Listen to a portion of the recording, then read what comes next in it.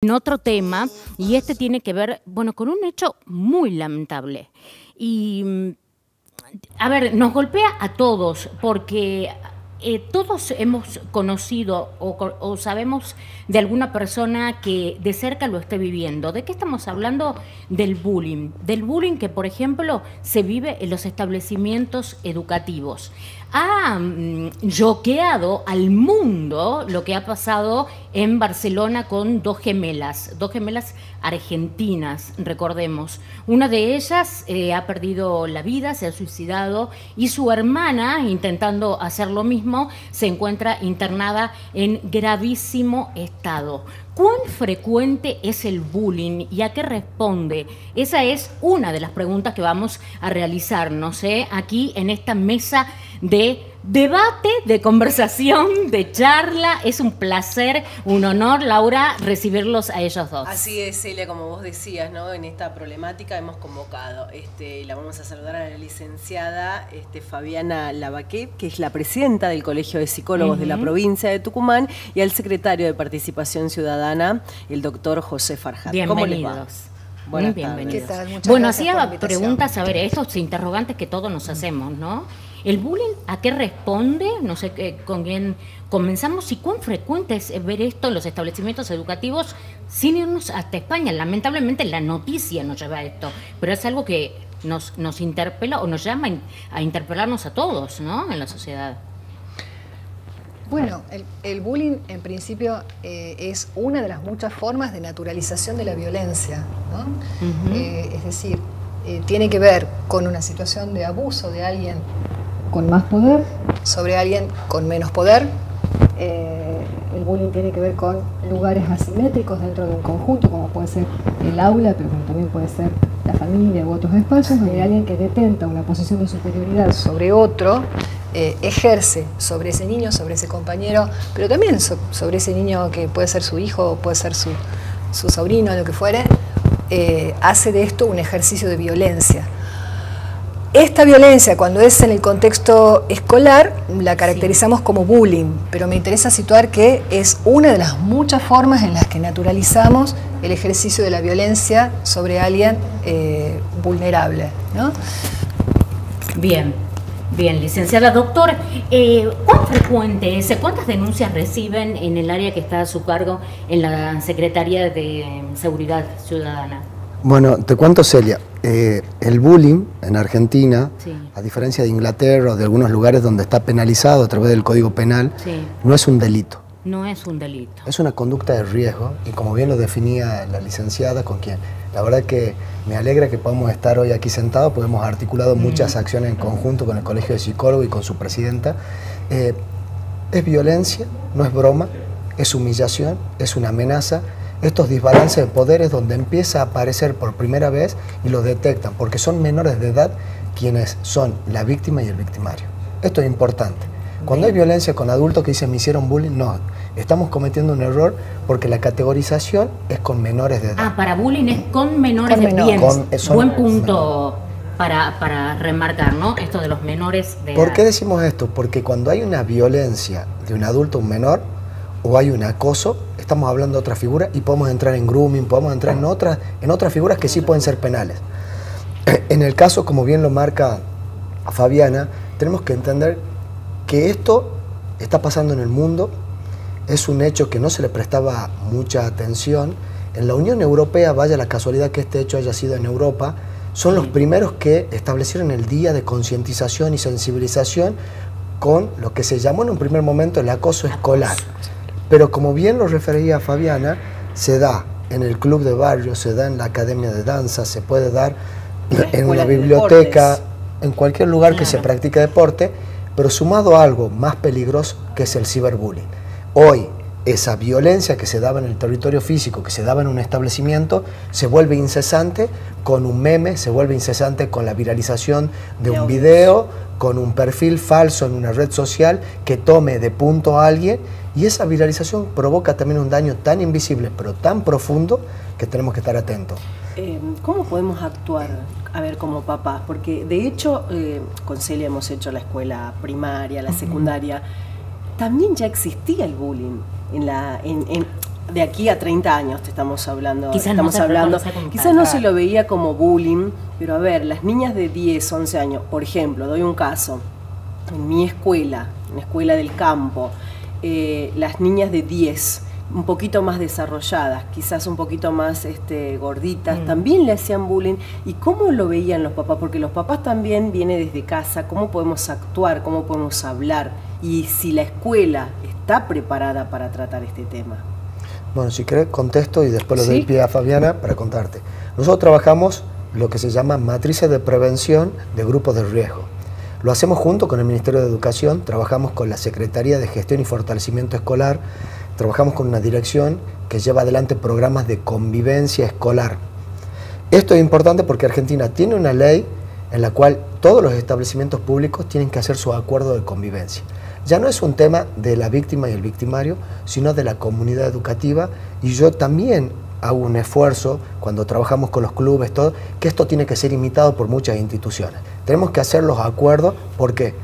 Porque acá hay que buscar no de mediar entre los chicos, no se va a restablecer un statu quo, no vamos a volver a una situación anterior. Ese chico que ha sido dañado necesita un proceso con un equipo multidisciplinario que lo aborde. Por eso tal vez que yo hoy esté hablando desde este lugar de prevención del Estado, la Secretaría de Participación Ciudadana, que esté el Colegio de Psicólogos, implica que el abordaje tiene que ser integral. Necesitamos un acompañamiento, poder identificar algo que hablan los expertos. Nosotros nos hemos capacitado con expertos españoles, que hablan los espectadores. Todos estos otros niños que observan que esto está pasando y no han intervenido. O se callan por o miedo. se callan. Bien. Y hay otros dos grupos que hay que trabajar también, que está el ayudante a la víctima y el ayudante al victimario. Los que van atrás del ayudante al victimario es para que ese desbalance de poder, como lo definía Fabiana, acá se descubre el uso del poder para un beneficio propio, se ponen atrás para no ser agredidos. Y tal vez amplifican la violencia justamente para no ser ellos las víctimas. Y esto hay que trabajarlo. Y los ayudantes a las víctimas hay que evitar que haya una escalada de violencia, una confrontación.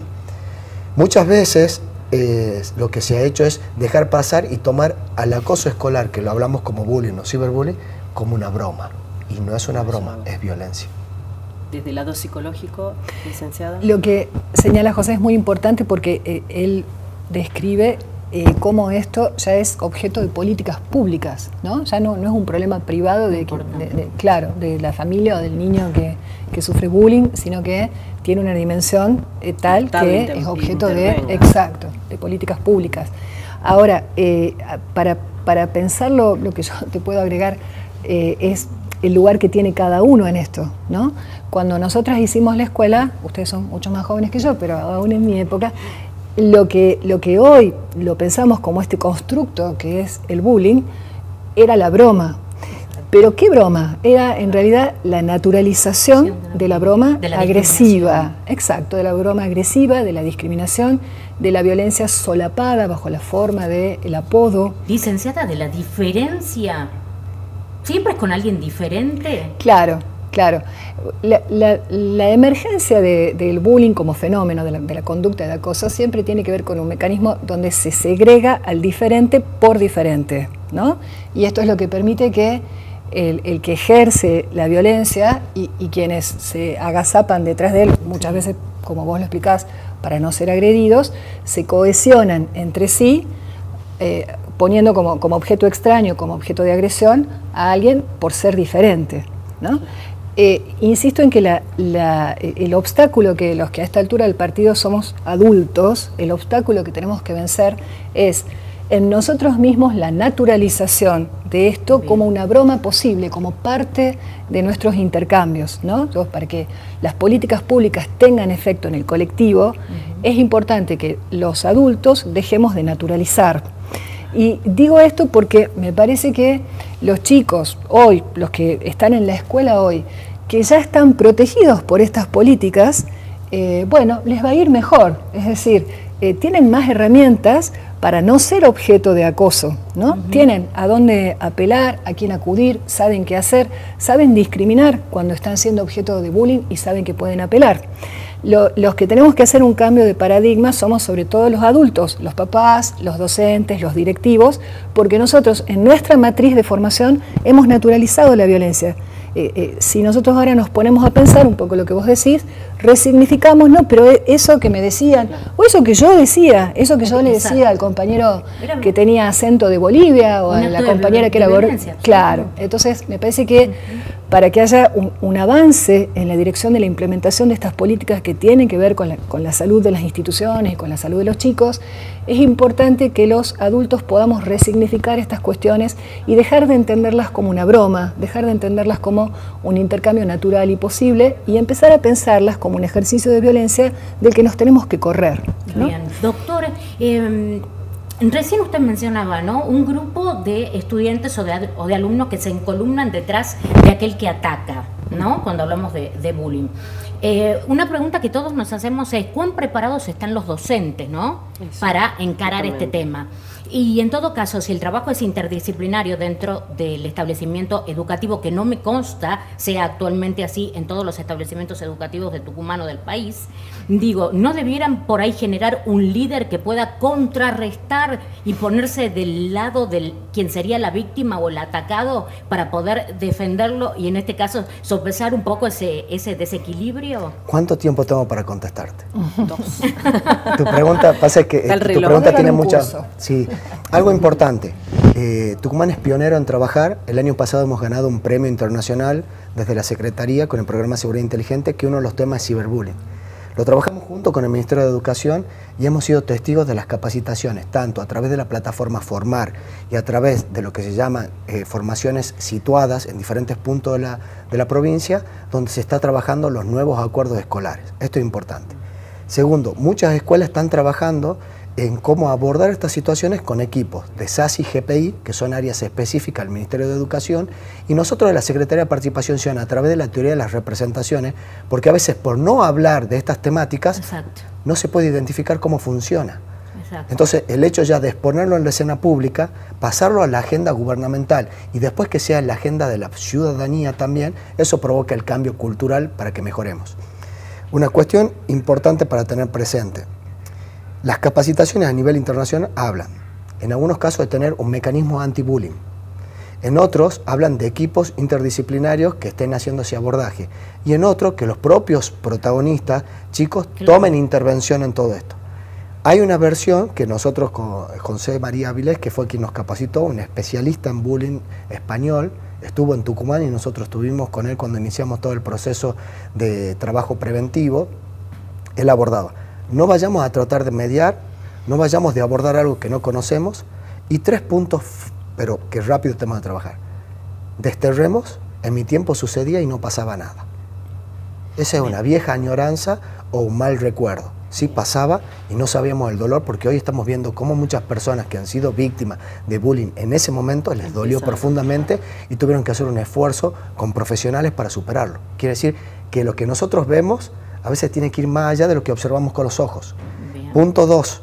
Necesitamos tener mecanismos institucionales fuertes, pero sin el acompañamiento, como lo decía Fabiana, de la comunidad, de la familia, no vamos a poder desterrar este hecho de violencia. Claro, si nosotros seguimos teniendo actos de discriminación del mundo adulto y un niño escucha, si seguimos teniendo esos actos intimidantes en el mundo adulto, si no reducimos la violencia hacia la mujer, hacia la diversidad, vamos a tener estos mismos fenómenos.